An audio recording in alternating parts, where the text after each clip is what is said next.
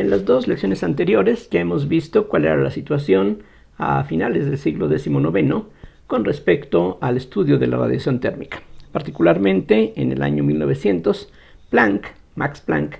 se estaba dedicando a estudiar este problema y conocía ya una serie de resultados. Por una parte, estaban los resultados experimentales que, aunque fueran no muy precisos y muy completos, más o menos indicaban que la distribución espectral de la radiancia, esto que hemos venido denotando con la R sub t como función de la longitud de onda, tiene más o menos esta forma. Y también Planck estaba convencido de que la física clásica lleva a dificultades cuando queremos explicar este comportamiento. De hecho, como ya veíamos al final de la lección anterior, la física clásica da un comportamiento muy distinto a lo que se obtiene experimentalmente.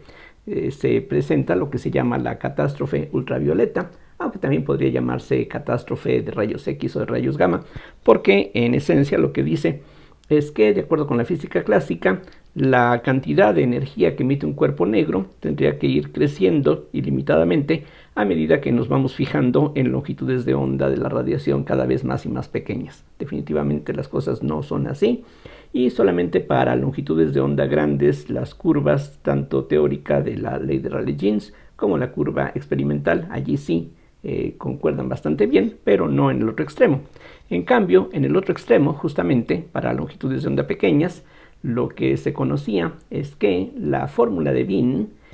se ajusta bastante bien a los datos experimentales. Entonces, el problema que existía en aquel entonces, allá por el año 1900, es que se tenían dos expresiones que eran buenas descripciones, pero solamente en los extremos del espectro. Y por supuesto que sería deseable tener alguna expresión que sirviera en todo el rango completo, y más que nada algo que pudiera explicarse de acuerdo con los principios físicos establecidos. Bien, en esa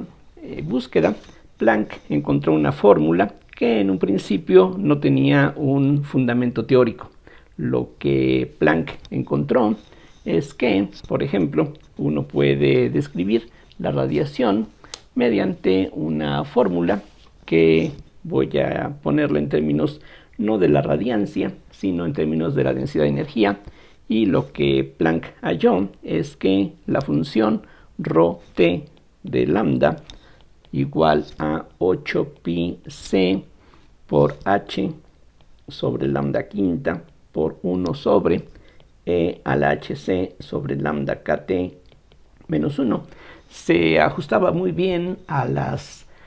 observaciones experimentales. Aquí h, como se mencionó, es una constante que hay que agregar en todo esto para hacer el ajuste, y a partir de esos ajustes se puede determinar un valor experimental para este nuevo parámetro que aquí resulta necesario. Bien, lo que ocurrió después de que en octubre de 1900 Planck propuso de conocer esta expresión, se realizaron algunos experimentos tratando de ver si esta fórmula se ajustaba en realidad adecuadamente a las observaciones, y precisamente se le comunicó a Planck que los experimentos que se hicieron con ese fin indicaban que esta fórmula funcionaba bastante bien en todo el rango en donde se podían hacer observaciones. Y eso entonces motivó a Planck para tratar de hallar alguna explicación a esta fórmula. Y lo que hizo fue tener que recurrir a algo que quizá por una parte no le agradaba mucho, que era el uso de la mecánica estadística. Es decir, Planck, como muchos de sus antecesores, gente como Boltzmann en particular, como Wien notablemente, y también alguien que no hemos mencionado, que es Kirchhoff, todos ellos habían estado utilizando a lo largo del siglo XIX la termodinámica para estudiar la radiación con excelentes resultados. Ya hemos visto muchas cosas que describen bastante bien, aunque no en forma completa, a la radiación térmica. Entonces, lo que, por una parte notaba Planck es que la fórmula que él propuso se ajustaba a lo que Wien había establecido previamente a la ley de Wien. Aquí hay que tener cuidado porque el nombre de Wien está asociado con tres cosas diferentes. Por una parte, tenemos la ley del desplazamiento de Wien, por otro lado tenemos la ley de Wien y finalmente tenemos la fórmula de Wien. Son tres cosas distintas, de las cuales solamente esta última, la fórmula de Wien, es lo que no tendría la misma solidez que los otros dos resultados. Entonces, Planck estaba pues simplemente buscando alguna forma de justificar esta fórmula a partir de principios físicos, estando consciente que la descripción clásica, como ya vimos en la lección pasada, lleva a la ley de Rayleigh-Jeans, así es de que aquí había que hacer alguna otra consideración para poder pues entender cómo es que esta fórmula sucede, cómo es que ocurre algo como esto. Entonces decía, él se vio en cierta forma forzado a utilizar algo que no era pues ni mucho de su agrado y tampoco estaba tan ampliamente establecida como la termodinámica, y me refiero a la mecánica estadística. Entonces lo que Planck hizo después de algunos intentos fue darse cuenta de que, por una parte, para poder llegar a esta expresión, lo que se puede hacer es suponer que los osciladores que se encuentran en las paredes de la cavidad, ya veíamos en las sesiones anteriores que uno puede estudiar la radiación de cuerpo negro pensando en la radiación de una cavidad, y como veíamos en la lección pasada particularmente, uno puede ver que la radiación que se va a mantener dentro de la cavidad se puede imaginar como siendo absorbida y emitida por osciladores que se encuentran en las paredes de la cavidad misma, y para ello no es necesario considerar algo especial, sino que sin importar qué material, qué comportamiento tuvieran las paredes, si se encontraban a una cierta temperatura absoluta T en equilibrio, el resultado tendría que ser algo totalmente similar, es decir, de acuerdo con lo que Kirchhoff había estado estudiando desde algunos años previamente, la naturaleza de las paredes de la cavidad sería totalmente irrelevante, lo único que interesa es la temperatura. Por eso el estudio de la radiación de cuerpo negro resultaba un problema tan interesante, simplemente por el hecho de que hay muchos aspectos aquí que no intervienen. Aquí es realmente algo notable que la temperatura sea la única cantidad de interés que va a determinar la radiancia del cuerpo negro o la densidad de energía dentro de la cavidad.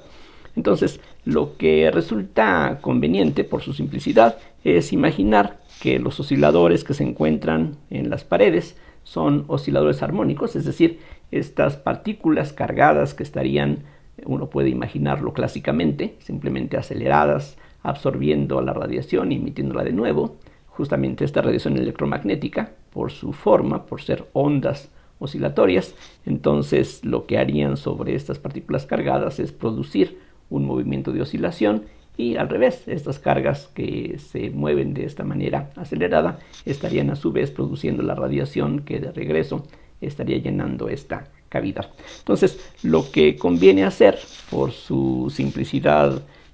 conceptual y matemática, pues es pensar que aquí tenemos osciladores armónicos, y pues precisamente ya se mencionó en la lección pasada que de acuerdo con la mecánica estadística clásica, uno esperaría que los osciladores tuvieran una energía promedio, que es la constante de Boltzmann, esta K minúscula que aparece aquí arriba, por la temperatura. Este producto K por T se conoce, digamos, dentro de la mecánica estadística clásica, y ese producto que tiene unidades de energía sería justamente la energía promedio que los osciladores que están aquí formando estas paredes tendrían que tener si se cumpliera la mecánica clásica al pie de la letra. Y entonces lo que tuvo que hacer Planck, un tanto a regañadientes, no precisamente muy convencido de que la idea fuese correcta, pero pues simplemente tratando de hallar una justificación física para esta fórmula, pues lo que él hizo, como ya se mencionó en la lección anterior, fue suponer que los osciladores que se encuentran aquí en las paredes de esta cavidad no pueden tener cualquier energía como esperaríamos de acuerdo con la física clásica. En lugar de eso, lo que Planck descubrió es que si uno supone que el oscilador solamente puede tener ciertas energías discretas, cantidades de la forma hni, 2hni, 3hni, si ni es la frecuencia de oscilación del oscilador, entonces vamos a suponer que la energía solamente puede tener estos valores cuantizados. Y a partir de esa suposición, vamos a ver cómo es que la fórmula de Planck se puede deducir utilizando algunos hechos fundamentales de la mecánica estadística. Aquí el hecho fundamental es que la probabilidad de que un oscilador tenga determinada frecuencia va disminuyendo exponencialmente con la energía. Entonces, aquí, como dije, estamos pensando que las paredes, los osciladores, la radiación, todo eso está en equilibrio a una temperatura absoluta T mayúscula. Y Boltzmann, este mismo Boltzmann, como ya decía, que participó en el establecimiento de la ley de Stefan Boltzmann, que también se refiere a la radiación. Bueno, Boltzmann descubrió que en un sistema que se encuentra en equilibrio a una temperatura T mayúscula, una temperatura absoluta T mayúscula, los diferentes estados, dependiendo de su energía, pueden ser más o menos probables. Y de hecho, esto que se conoce como el factor de Boltzmann indica la probabilidad con la que los estados con diferentes energías pueden estar ocupados a una temperatura determinada. Este factor de Boltzmann es simplemente E a la menos el valor de la energía sobre K por T. K, nuevamente, es la constante de Boltzmann, T es la temperatura absoluta y esta E sería la energía que nos interesa, y dependiendo del valor de la energía, entonces la probabilidad de que tengamos tal valor a una temperatura determinada es proporcional a este famoso factor de Boltzmann. Y este es un resultado básico dentro de la mecánica estadística. No vamos a entrar en detalles, precisamente todo esto se trata en forma más completa, más justificada dentro de la mecánica estadística. Aquí nos vamos a contentar con partir de esta expresión y vamos a ver que de una manera muy sencilla uno puede entonces, aceptando que este resultado es correcto, uno puede deducir justamente lo que está dado en la parte superior. Esto fue justamente lo que Planck realizó entre octubre de 1900 y el 14 de diciembre de 1900, cuando finalmente él presentó ante la Asociación de Física Alemana el argumento que vamos a ver a continuación, con el cual él fue capaz de explicar, entre comillas, el resultado que aquí tenemos. Entonces, ¿cuál es la idea? La idea es que, como ya mencionaba en la lección anterior, aquí vamos a tener a una temperatura determinada osciladores que tienen diferentes energías. Algunos, pensando clásicamente, tendrían amplitudes de oscilación más grandes que otras amplitudes. Mencionaba el caso de las moléculas en un gas a una temperatura dada. Entonces, aunque la temperatura sea común para las moléculas del gas, eso no quiere decir que todas ellas se estén moviendo necesariamente a una misma velocidad, sino que de hecho se puede demostrar, y este fue un trabajo de Maxwell y de Boltzmann, que las moléculas de un gas, en el caso de un gas ideal, van a tener un continuo de velocidades, justamente no una velocidad única para todas, sino que vamos a tener velocidades que van entre 0 e infinito, de acuerdo con una distribución que se puede determinar en forma exacta, y todo eso está de acuerdo con lo que este factor de Boltzmann nos da. Entonces, la idea es que lo que nos interesa es solamente el promedio de la energía que estos osciladores van a tener, y para eso, pues lo que se requiere es de argumentos muy simples que se emplean en la teoría de la probabilidad o de la estadística. Entonces, la idea es muy sencilla. Simplemente cada uno de los valores de la energía que tenemos aquí van a ocurrir con cierta probabilidad, justamente que depende del valor de la energía. Por ejemplo, tendríamos un valor, digamos, de 0 veces hni, que también participa dentro de este conteo. Entonces vamos a tener ese valor 0 veces hni por una probabilidad que sería proporcional a e a la menos 0 sobre kt, que por supuesto es 1, pero bueno, aquí lo indico para que quede claro que estamos incluyendo esa posibilidad. El siguiente término en este promedio sería el siguiente valor posible de la energía, que se supone que sería h-ni, y ese valor puede ocurrir con una probabilidad que es proporcional a e a la menos h-ni sobre kt, y así podemos seguir, de hecho, hasta el infinito. El siguiente término sería 2h-ni, que es la cantidad que estaríamos aquí promediando ahora. Estamos agregando ese valor con una probabilidad que es proporcional a e a la menos 2h-ni sobre kt, y decía, esto continúa como una serie infinita. En el denominador lo que tenemos que agregar es una cantidad que sirva justamente para normalizar esta probabilidad. Es decir, aquí lo que tenemos que hacer pues es básicamente lo que hacemos normalmente cuando queremos calcular un promedio aritmético. Sumamos los datos que queremos promediar y dividimos entre el total del número de datos que estamos promediando. Eso entonces quiere decir en este caso que en el denominador tendríamos e a la menos 0 sobre kt más e a la menos h-ni sobre kt, etc. Entonces simplemente lo que estamos haciendo es que cada una de estas cantidades, que es el factor de Boltzmann, entre esta suma nos va a dar la probabilidad ya directamente. Ya no serían aquí probabilidades relativas, sino que ya serían las probabilidades debidamente normalizadas para que cada uno de estos valores de la energía se presente. Esto, por supuesto, se puede escribir de una manera mucho más simple y conveniente, así como la suma desde n igual a 0 hasta infinito, en el caso del denominador, de e a la menos n h-ni sobre kt. Ustedes pueden darse cuenta de que eso precisamente corresponde a la expresión que escribí previamente, mientras que en el numerador tendríamos una sumatoria muy similar, que es esto, n por h-ni por e a la menos n h-ni sobre kt. Esto es lo que necesitamos calcular. Simplemente repito, suponiendo dos cosas. Por una parte, que la energía solamente puede tomar estos valores. Ya no estamos aquí permitiendo que, tal como clásicamente suponemos, que cualquier valor es posible. Aquí solamente estos valores positivos son los que son aceptados. Y por otro lado, estamos partiendo de este resultado de la mecánica estadística, que nos dice que mientras más alta es la energía de oscilación de un oscilador, es menos probable que eso se presente a una temperatura absoluta determinada.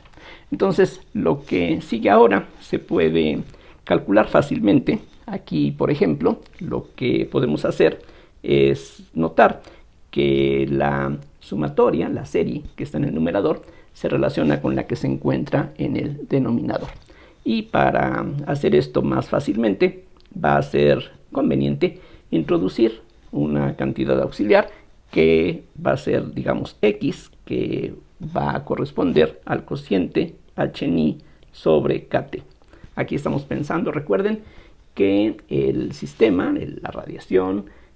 la cavidad, se encuentran a una temperatura T mayúscula, una temperatura absoluta, que es algo fijo. Entonces, las series que aquí tenemos se pueden escribir de esta forma, como la suma desde n igual a 0 hasta infinito de e a la menos nx, mientras que en el numerador tenemos la suma de 0 a infinito de algo que podemos escribir como kt por n por x. Vean ustedes, el producto h-ni es xkt, entonces aquí en lugar de h-ni ponemos xkt, hay una n adicional, y todo esto está acompañado nuevamente del factor de Boltzmann, que en este caso toma la forma e a la menos nx. Todo esto ahora se puede ver que es lo mismo que menos xkt por la derivada con respecto a x del logaritmo de la suma desde n igual a 0 hasta infinito de e a la menos nx. Simplemente recordemos que la derivada de un logaritmo nos da 1 sobre el argumento del logaritmo, que es lo que tenemos aquí, por la derivada del argumento, y si esto lo derivamos con respecto a x, suponiendo que la serie converge adecuadamente para que podamos derivar término a término, lo que nos va a quedar es nuevamente una serie, en donde vamos a tener la derivada dentro de la sumatoria de esta exponencial, lo cual, al derivar aquí con respecto a x, nos va a dejar la misma exponencial por un factor menos n, que con este signo menos corresponde al más n, que multiplica a xkt en todo esto. Vean que la x queda aquí afuera de la derivada y esto es lo que tendríamos, y por lo tanto todo lo que falta es calcular la serie que tenemos aquí expresada, que es un ejemplo de una serie geométrica. Entonces lo que vamos a utilizar es que la suma desde n igual a 0 hasta infinito de e a la menos nx, que aquí necesitamos, es lo mismo que la suma desde n igual a 0 hasta infinito de e a la menos x a la n. Esto es justamente un ejemplo de una serie geométrica, decía, y resulta, como ustedes ya seguramente conocen, que esto se puede sumar y el resultado es 1 entre 1 menos e a la menos x, suponiendo que la base que tenemos aquí, e a la menos x, sea menor que la unidad. Entonces necesitamos que e a la menos x sea menor que 1, lo cual, pues en este caso se va a cumplir sin ningún problema. Recordemos que la gráfica de la exponencial es una cosa que más o menos se parece así. Bueno, quedó bastante feo, pero espero que sirva de todas maneras como ilustración. Seguramente ustedes recuerdan cómo es realmente la gráfica de la exponencial. La exponencial de x para x igual a 0 vale 1. Para x negativas, aquí bueno, se supone que todo esto que está definiendo a la x es una cantidad positiva, entonces menos x es negativo, es menor que 0, y efectivamente esta condición se cumple, así es de que esta serie es convergente y esto es lo que suma la serie. Por lo tanto, sustituyendo esta expresión aquí arriba, lo que obtenemos fácilmente es que la energía promedio de los osciladores que estarían aquí formando las paredes de la cavidad se puede expresar como menos xkt por la derivada con respecto a x del logaritmo de esta serie, que ya vimos es esto que acabo de aquí agregar, pero por las propiedades de los logaritmos esto es lo mismo que más xkt por la derivada con respecto a x del logaritmo de 1 menos e a la menos x. Simplemente aquí, tomando en cuenta que lo que tenemos como argumento del logaritmo es simplemente esta cantidad elevada a la potencia menos 1, y por las propiedades del logaritmo, ese menos 1 lo podemos poner como coeficiente, y eso hace que desaparezca el signo menos que teníamos previamente. La derivada ahora se puede calcular de una manera muy simple. Eso es igual a x por kt. Tendríamos 1 sobre el argumento de la exponencial, o sea, esto que aquí agrego, por la derivada del argumento con respecto a x. Entonces aquí tendríamos un 0. Vamos a tener de esta exponencial la misma exponencial con un signo menos adicional, por lo que se obtiene e a la menos x finalmente. Para simplificar esta expresión, conviene ahora multiplicar numerador y denominador por e a la más x, así es de que esto es igual a x por kt sobre e a la x menos 1. Si ahora recordamos la definición de la x, que está aquí dada arriba, esto entonces, vean, el producto de x por kt es hni justamente, entonces tendríamos hni sobre e a la x, que es e a la hni sobre kt menos 1. Entonces esta sería, de acuerdo con estas hipótesis, el promedio de la energía de los osciladores que estarían aquí en equilibrio a una temperatura absoluta T mayúscula, que aparece como parte del argumento de la exponencial. Lo que vamos a ver es que esta expresión lleva justamente, es lo que veremos enseguida, a la fórmula que Planck había propuesto originalmente, simplemente como una fórmula que interpolaba entre los resultados satisfactorios que se conocían en los extremos del espectro, y para eso entonces hay que recordar lo que teníamos al final de la lección anterior. Una vez que conocemos el promedio de la energía de los osciladores, podemos determinar para comenzar la densidad de energía de la radiación, esta distribución espectral, y para eso recordemos que esta función ρ sub t de ni se puede determinar multiplicando el número de modos de oscilación, el número de ondas que se pueden propagar en un cierto rango de frecuencias por unidad de volumen, y esa cantidad ya vimos que es un 8pi ni cuadrada sobre c cúbica, que hay que multiplicar ahora por la energía promedio de cada oscilador, y esa cantidad es justamente esto que acabamos de determinar, es decir, h ni sobre e a la h ni sobre kt menos 1.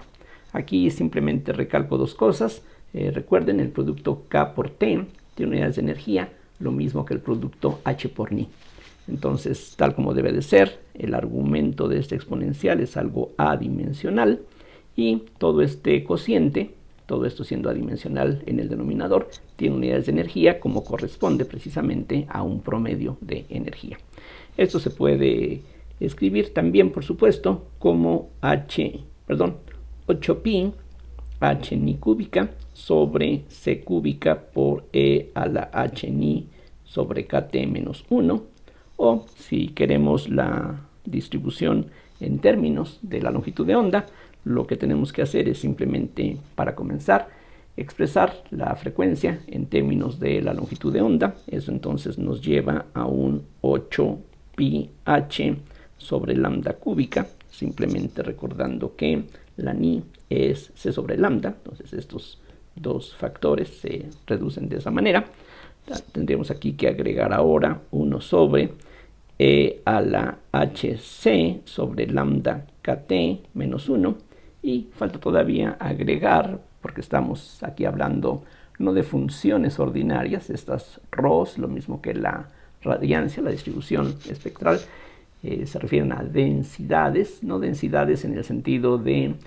cantidad de energía por unidad de volumen o cosas así, sino densidades en el sentido de distribuciones. Es decir, aquí falta multiplicar por el valor absoluto de la derivada de ni con respecto a lambda, lo cual entonces produce, como ya hemos visto antes, un factor adicional c sobre lambda cuadrada. Juntando todo esto, lo que entonces uno obtiene es 8pi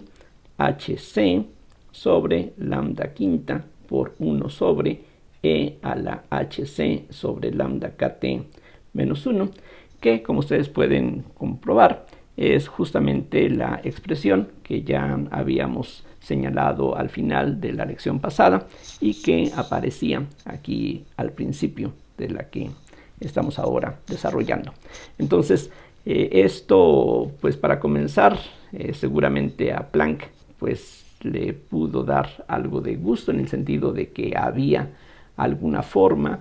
de obtener la fórmula que él había propuesto sin una debida justificación, pero la justificación que aquí se obtenía pues era algo totalmente, pues no solamente novedoso, sino que aquí pues no parecía muy aceptable. Es decir, la idea de que las magnitudes físicas son cantidades continuas pues chocaba obviamente con esta condición, esta hipótesis de Planck,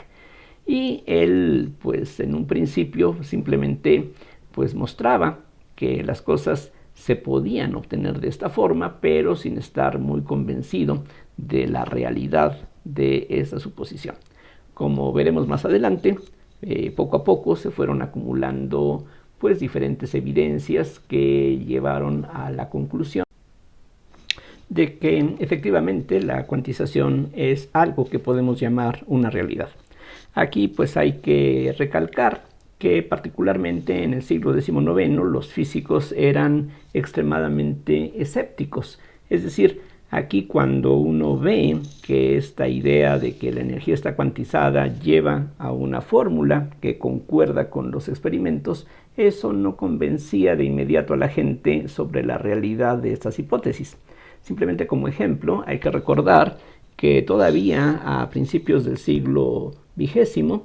allá por los años de 1905, por ejemplo,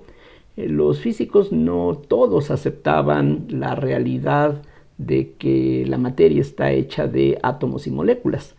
justamente los trabajos de Einstein y de otros acerca del movimiento browniano y particularmente los trabajos experimentales en donde se ponía de manifiesto que lo que los estudios teóricos mostraban concuerda con las observaciones. Bueno, todo eso fue finalmente convenciendo a la gente de que los átomos y moléculas realmente existen. La gente podía estar de acuerdo en que la idea de átomos y moléculas podría explicar muchas cosas. Dentro de la química, ya prácticamente 100 años antes de que en la física la idea de los átomos y moléculas fuera aceptada, allí pues se aceptaba como algo que pues servía efectivamente para entender la formación de los compuestos químicos, mientras que pues muchos físicos, como decía, todavía en la época de Planck, de Boltzmann, pues no estaban muy convencidos de que cualquier cosa, cualquier idea que pudiera reproducir las observaciones, ya por eso tuviera que ser algo en el fondo aceptable. Quizá hoy en día estamos más pues proclives, más abiertos a aceptar, de hecho, quizá ideas bastante extrañas, podríamos decir, pero hace 100, 150 años las cosas no eran así. Entonces, el mismo Planck decía, no estaba convencido de que la energía realmente tuviera que estar cuantizada, e inclusive, siendo uno un poquito crítico, podría poner en duda si esta es la única explicación que uno puede dar. Ciertamente sería muy difícil demostrar que es la única explicación. Lo que uno ve es que combinando estas ideas, las ideas de la mecánica estadística con la cuantización de la energía, pues sí, uno obtiene la fórmula de Planck, pero la duda es si efectivamente es la única explicación posible, y eso, pues como ustedes pueden comprender, resulta bastante difícil de lograr. Entonces, no todo mundo, incluyendo a Planck, estaría convencido en ese momento de la realidad o de que todo esto tiene algún elemento de realidad, cualquier cosa que eso signifique. Así es de que pues hubo que esperar algunos años más con la realización de otros experimentos que, bueno, finalmente fueron indicando que esta idea de que algunas magnitudes físicas están cuantizadas, pues finalmente resulta no solamente como algo que explica las observaciones, sino que algo que finalmente resulta necesario. Inclusive, bueno, como ya veremos con más detalle más adelante, la misma mecánica cuántica que finalmente se estableció prácticamente 24 años más tarde que el trabajo de Planck, tomó bastantes años para que finalmente se tuviera un modelo matemático de la mecánica cuántica. Bueno, lo que todo esto finalmente involucra, pues lleva a muchísimas dudas que, como señalaba antes, hizo que gente como Schrödinger, Einstein y otros, pues finalmente dudaran de lo que se había construido a partir de estas ideas que, pues poco a poco parecían más o menos algo inocente, que bueno, ciertamente venían a sacudir los conceptos que conocíamos dentro de la física newtoniana, pero sin darse cuenta de qué es lo que finalmente iba a resultar con el transcurso de los años. Ya en las siguientes lecciones estaremos hablando primero, siguiendo el orden histórico, de otros experimentos que fueron complementando esto que Planck obtuvo y cómo fue que finalmente, decía, en 1924 se estableció la ecuación de Schrödinger, que hoy podemos decir que es básicamente el elemento matemático que sirve para estudiar la mecánica cuántica. Por una parte, hay por supuesto todavía como algo complementario el asunto de la interpretación de las cosas que uno ahí obtiene, es decir, aquí ya no es algo tan directo como lo que teníamos en la mecánica newtoniana, donde las funciones que nosotros usábamos simplemente podían representar velocidades, posiciones de objetos que nos parecen bastante accesibles y tangibles, pero resulta que en la mecánica cuántica las cosas son radicalmente diferentes, y eso es precisamente los aspectos que pues a mucha gente en el pasado, hace 50 años o más, y todavía en el presente, pues hacen que se tengan dudas de que las cosas sean efectivamente como el formalismo nos lo sugiere.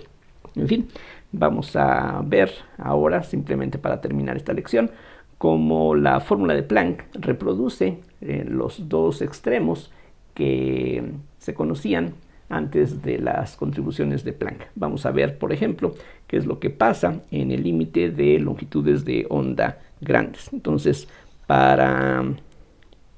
lambda grande, aquí grande quiere decir pues que este cociente hc sobre lambda kt es mucho menor que la unidad, y en ese caso vamos a ver qué cosa resulta. Entonces, si lambda es grande, este cociente es pequeño, y entonces lo que va a ocurrir es que, si recordamos que la exponencial de x se puede desarrollar en serie de potencias de esta forma, entonces si lambda es grande, el argumento de esta exponencial es pequeño, y podemos conservar hasta el primer orden, y entonces lo que nos da la expresión que tenemos aquí arriba es que rho sub t de lambda sería aproximadamente 8pi hc sobre lambda quinta. Y entonces vean ustedes que al tomar la diferencia de e a la x menos 1, lo que vamos a tener es simplemente el argumento de la exponencial, es decir, vamos a tener aquí lambda kt sobre hc.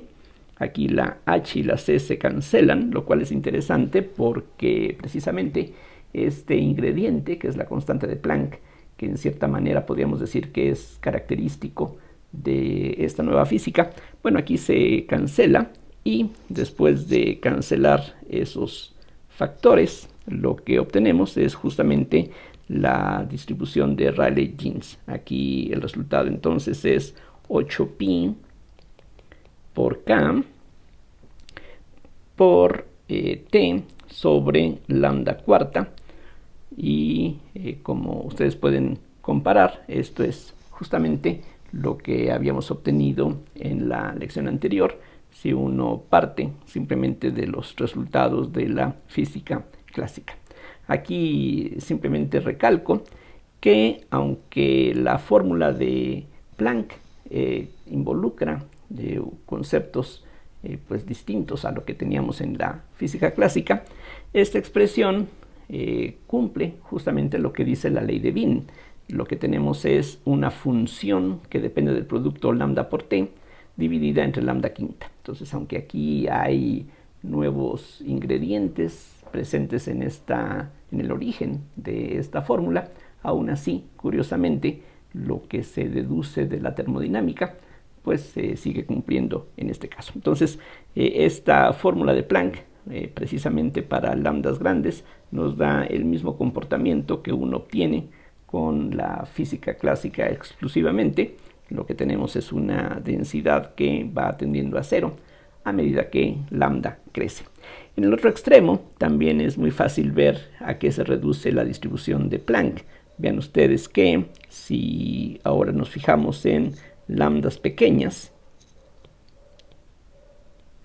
en ese caso, otra vez, lambda pequeña quiere decir que este cociente es grande, y si este cociente es grande, la exponencial va a ser más grande aún, por lo que este menos 1 sería despreciable en comparación con la exponencial. En ese caso, entonces, lo que vamos a tener es que rho t de lambda va a ser aproximadamente 8pi hc sobre lambda quinta por e a la menos hc sobre lambda kt. Y lo que uno puede ver es que, de hecho, esto coincide con lo que la fórmula de Wien proponía. El único detalle es que en la fórmula de Wien aparecían constantes que no estaban determinadas por su modelo.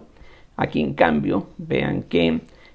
todos los coeficientes están plenamente determinados. Como mencionaba en la lección anterior, la constante de Planck se obtiene de hacer ajustes entre esta fórmula y las observaciones en el caso de la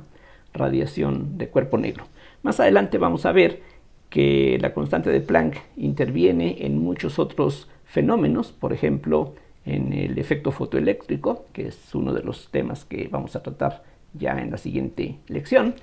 y eso da otras formas de determinar esta constante mediante otra clase de experimentos. Y bueno, por supuesto, los experimentos nos llevan gradualmente a tener mayor precisión en los valores de las constantes fundamentales que aquí van apareciendo. Entonces, todo esto simplemente que hemos visto hoy, pues por una parte nos permite, como dije, entender la fórmula que Planck propuso. Para ello, aquí estamos suponiendo algo que en un inicio parece totalmente ajeno a la física clásica, lo es. Aquí,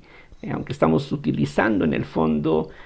conceptos que pues conocíamos de la mecánica, como hablar de un oscilador y cosas así, sí, pero en algún momento hay discrepancias que llevan a diferencias muy importantes, como hemos visto. La predicción, que se basa enteramente en la física clásica, produce esta catástrofe ultravioleta, mientras que la idea de la cuantización sí nos lleva a un resultado finito para la cantidad total de energía que irradia un cuerpo negro. Todo esto encaja bastante bien con las observaciones. Aquí queda la duda si esta es la única explicación posible, pero en lugar de ponernos a averiguar si hay otras formas de llegar a la misma fórmula, lo que vamos a estar viendo en las siguientes lecciones es cómo otros experimentos, el experimento de Frank Hertz y el experimento del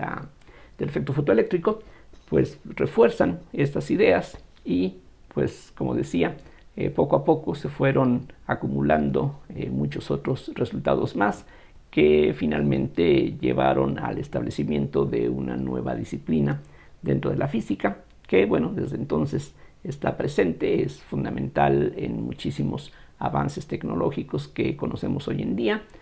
Y como ya mencionaba, aún así hay algunos puntos en cuanto a su interpretación que la hacen pues algo más controvertida que lo que teníamos, a lo que estábamos acostumbrados en la física clásica de los siglos anteriores al siglo XIX. Por ahora eso es todo. Muchísimas gracias por la atención y hasta la siguiente.